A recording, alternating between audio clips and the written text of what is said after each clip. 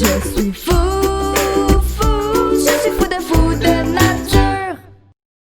Bonjour tout le monde, je me présente, je m'appelle Eric, je suis naturaliste chez Fou Nature et aujourd'hui on va vous présenter notre nouvelle capsule Cultive ta nature présentée en collaboration avec la ville de Boucherville.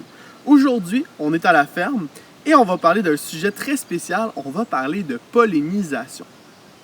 Qu'est-ce que c'est la pollinisation? En fait, la pollinisation, c'est la méthode de reproduction des plantes. Donc, c'est de la façon qu'ils vont se reproduire entre eux pour arriver à faire des petits bébés plantes. Pour bien comprendre la pollinisation, c'est important de comprendre qu'il y a différentes parties de la fleur qui vont faire le travail. Donc, ici, on a la partie mâle qu'on appelle l'étamine. Et au centre, on va trouver une partie qui s'appelle le pistil qui est la partie femelle. Donc, il y a certaines des fleurs qui vont avoir juste l'étamine, certaines qui vont avoir juste le pistil, et il y en a d'autres qui vont avoir les deux sortes, qui vont avoir les deux parties au complet. Puis c'est bien normal pour les fleurs d'avoir toutes ces parties. Ici, j'ai une étamine. Évidemment, c'est pas l'étamine d'une vraie fleur, mais c'est pour vous montrer un bel exemple. Donc, on peut voir ici qu'il y a une belle forme, et on peut voir tout plein de petits grains qui sont comme des petites boules jaunes qu'on appelle du pollen.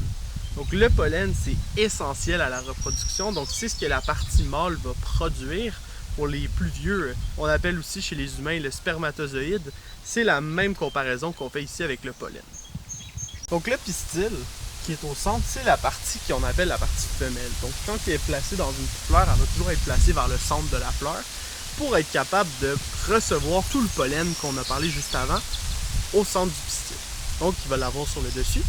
Et la partie qui est intéressante, c'est que quand on regarde à l'intérieur, si j'arrive à l'ouvrir, on peut voir ici qu'il y a un tuyau, donc un petit canal, où le pollen peut descendre jusqu'au centre du pistil pour aller ici voir l'ovule. Donc le pollen qui se rentre vers l'ovule va faire quelque chose qu'on appelle, il va le féconder. Et ce que ça va faire, c'est que les deux ensemble, donc le pollen et l'ovule, quand ils se mélangent ensemble, ça va faire une graine. Donc le petit bébé plante qu'on parlait tantôt, c'est la même chose qu'avec les humains. Donc quand on a le petit bébé dans le ventre de sa maman, c'est l'ovule ici qui est placé, qui va être fécondé par le pollen. Pour se faire polliniser, la fleur va avoir besoin d'un petit coup de main. Donc le vent est un des éléments principaux qui vont l'aider à se polliniser, parce que quand le vent va passer, il va pouvoir ramasser des petits grains de pollen et les amener des étamines pour les amener vers le pistil. Autre que le vent, les fleurs ont besoin d'aide d'autres choses pour arriver à les polliniser. Donc la principale chose qui va les aider, c'est les animaux qu'on dit pollinisateurs. Ils sont pollinisateurs parce qu'en se promenant de fleur en fleur, ils vont trimballer du pollen d'une fleur à une autre et c'est ce qui va les aider à se polliniser. Donc ces animaux-là sont entre autres certains oiseaux qui vont le faire, principalement les colibris, parce qu'ils sont tout petits, tout rapides, ils vont se nourrir directement dans la fleur. Il y a les papillons qui vont beaucoup aider avec ça, mais le principal, le roi de la pollinisation, c'est les abeilles. Donc les abeilles sont excellentes parce qu'ils passent leur temps à tout le temps se promener puis à se rouler dans le pollen dans les fleurs. Ici, j'ai apporté mon amie Mélie l'abeille. Donc Mélie l'abeille, comme vous pouvez voir, elle a plein de poils sur elle.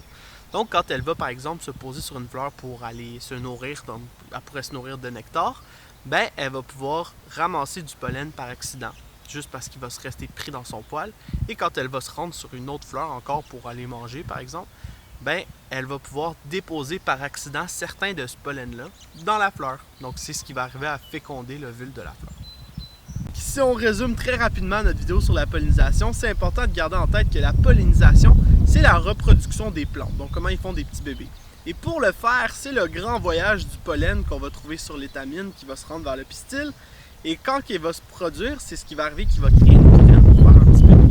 Et pour faire ça, les fleurs ont besoin de beaucoup d'aide du vent et des animaux pollinisateurs.